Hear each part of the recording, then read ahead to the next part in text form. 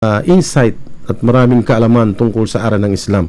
Masya Allah. So sa ngayon Brad, ano ang iyong pinagkakaabalahan na ika nga ngayon nandito ka sa Nueva Ecija at nung nagkita tayo, hindi ko akalain na ikaw ay isang balik Islam dahil nung unang tingin ko sa iyo, ikaw isang katulad din ng mga dating Muslim na, isang Maranao or ano, dahil sa ang iyong physical na dating na larawan ay naglararawan sa isang Muslim na gumagawa ng aral ng Islam. Ganun ang pagtingin ko sa iyo noon. So ano, Brad, yung pinagkakabala ngayon, inshallah? Salamat. Mula po kasi nung niyakap ko po yung Islam, maraming mga bagay na dumating sa akin na hindi ko inaakalang mangyayari sa akin.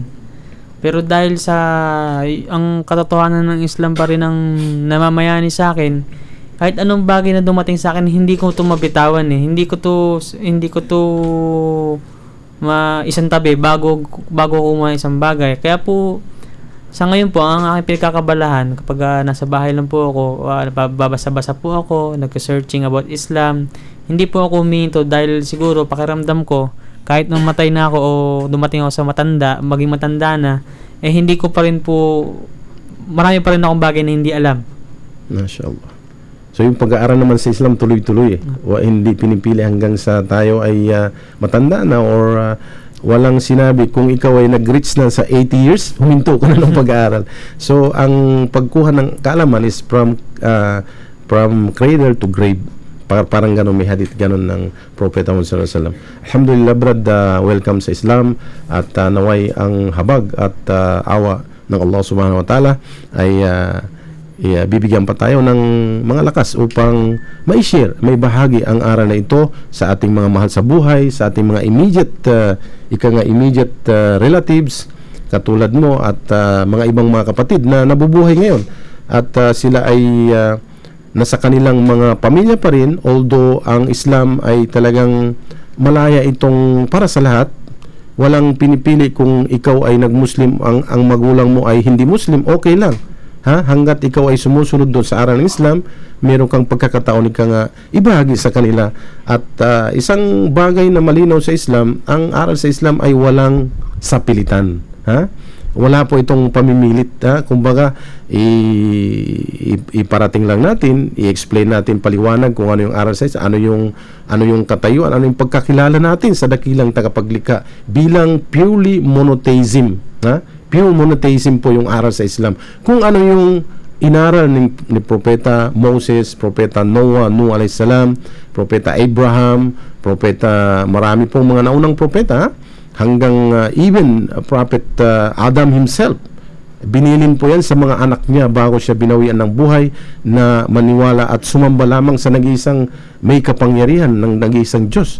Hanggang sa dumating na maraming mga propeta sa lahi ng Propeta Isaac na anak ni Propeta Abraham, marami po mga propeta at mga sugo na lumabas yan sa mga Israelita hanggang lumabas ang family ng Imran, lumabas ang Moses, John the Baptist, lumabas ang Jesus Christ, ang Maria, ang Mary, at sa lahi naman po ng anak ni Propeta Abraham na si Ismael ay lumabas ang mga Arab, descendant ng mga Arabs. Actually, the first speaking classical Arab ay si Propeta Ismael na anak ni Propeta Abraham. So dito po lumabas yung descendant o mga lahi ng mga Arabs mula sa lahi ng Ismael, mga Midian, Madian, lumabas dyan ang mga Hashemite, lumabas ang Quraysh, dito lumabas ang Propeta Muhammad, ang huling sugo at propeta ng dakilang tagapaglikhang Allah subhanahu wa ta'ala.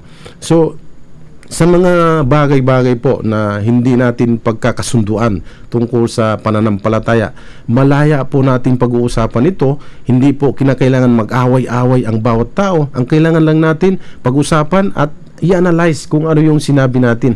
Totoo ba o hindi? Tatanggapin ba natin ang kanyang view o hindi? Ganun lang po. Walang degrading ng pagkatao ng isang tao, walang insultuhan. Ang Islam ay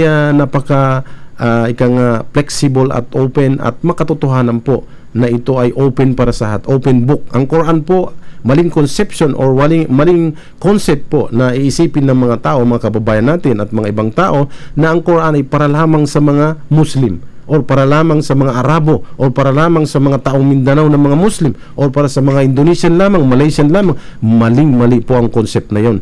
Ang Quran ay para sa lahat.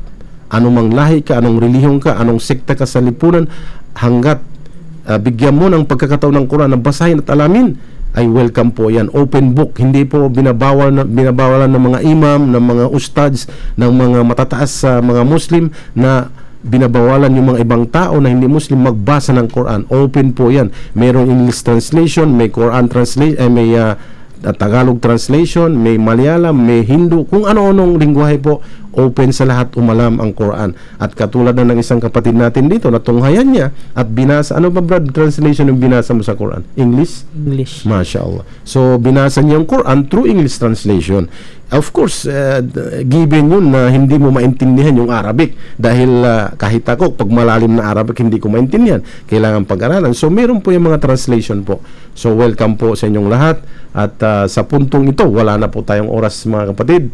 So, sa ating kapatid na dumalo rito, si kapatid Ahmad Odulio, na dating Juan Carlos Odulio, na ngayon si Ahmad, ay sa buong pwersa pa rin po ng himpilang ito. Ako po ang inyong lingkod, Kamar bin Yaqub Sabdullah, ang nag-aanyaya muli sa susunod na linggo na tayo po ay magsasama-sama sa ating programa, sa ating palatuntunan. Ito lang po yan sa Muslim Hour, ang ating palatuntunan, Risalatul Islam, nagmumula sa bayan ng Kabanatuan, Nueva Ecija. Wa ilal lika, wassalamu alaikum warahmatullahi wabarakatuh.